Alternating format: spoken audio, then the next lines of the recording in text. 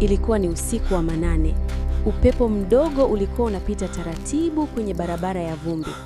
Mbali kidogo, mbuyu mkubwa ulikuwa umesimama kimya kama kawaida yake. Nilipokaribia kuupita, ndipo nilipoliona jeneza. Jeneza la mbao. Kabla hatujaendelea na stori yetu ya kutisha, bonyeza hiyo alama ya subscribe inayoonekana hapo chini ili usikose video mpya. Na pia, kama unapenda simulizi za kutisha, basi piga like. Na andika kwenye komenti unatazama kutoka sehemu gani.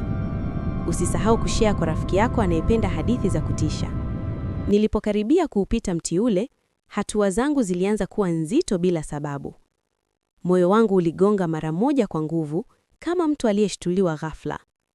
Nilijaribu kujipa moyo, nikijiambia ni uchovu tu, lakini macho yangu yalipoelekea katikati ya njia, ndipo nilipoliona jeneza.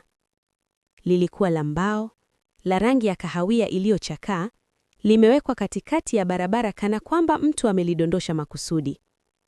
Halikuwa na maandishi, halikuwa na jina, wala alama yoyote. Lilikuwapo tu, kimya, likiangalia gizani kama linanisubiri. Nilisimama.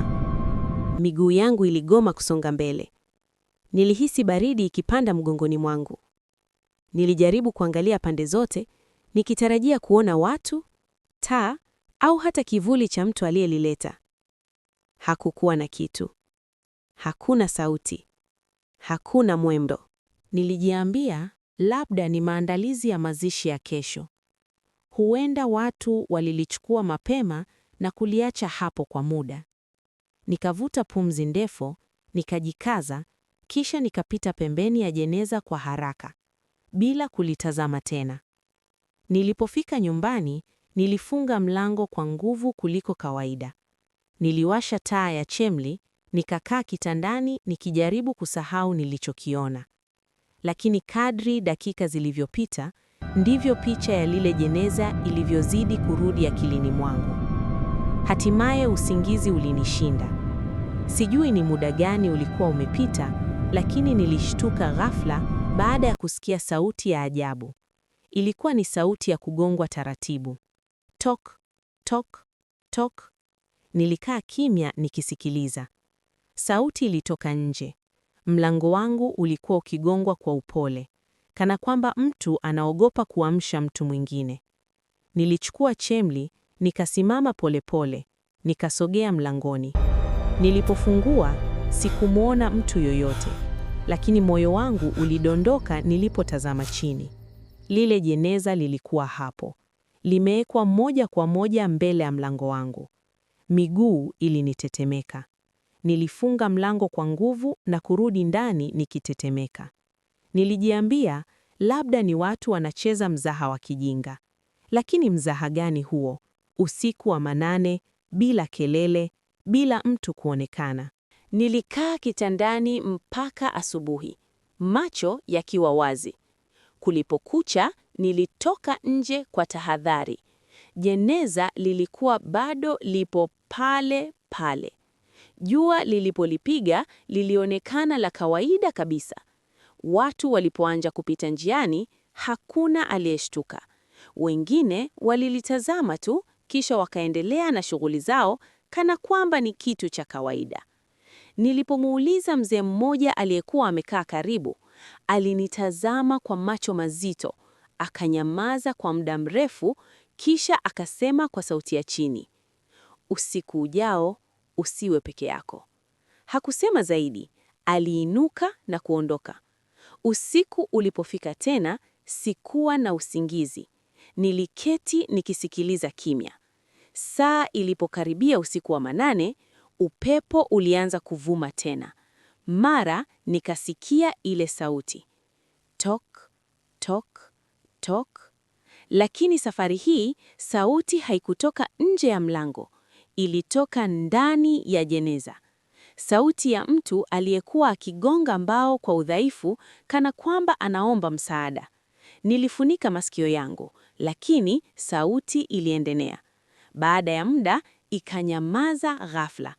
Asubuhi ilipofika, jeneza lilikuwa limesogea karibu zaidi na mlango. Siku ya 3 lilikuwa limeegeshwa ukutani. Siku ya 4 lilikuwa chini ya dirisha langu. Nilianza kuogopa kulala. Wazee walipoliona walitikisa vichwa vyao. Hakuna aliyenieleza chochote. Walikuwa wakisema tu, limeshamchagua. Usiku wa 5 niliamua kulifungua.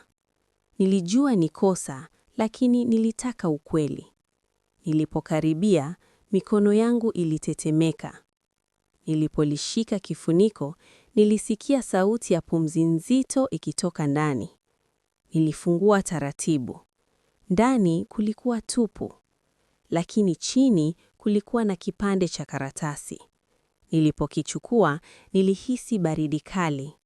Kwenye karatasi hiyo, kwa maandishi meusi, kulikuwa na jina langu kamili. Chini yake kulikuwa na maneno mawili tu, ni zamu yako. Ghafla, nikasikia mlango ukifungwa kwa nguvu nyuma yangu. Upepo ulizima chemli. Gizani, nikasikia sauti ikisema kwa sauti ya chini sana karibu na sikio langu, jeneza hili limepimwa kwa mwili wako. Ndipo nikajua, hata nikikimbia, halikuwa linafuata nyumba, lilikuwa linanifuata mimi. Wazee walipoliona hawakuniuliza maswali. Mmoja wao walisema kwa sauti ya chini, usiku wa leo. Kama simulizi hii imekutisha, piga like ya video. Niandikie kwenye maoni. Unatazama kutoka wapi? Na je, ungependa sehemu ya pili?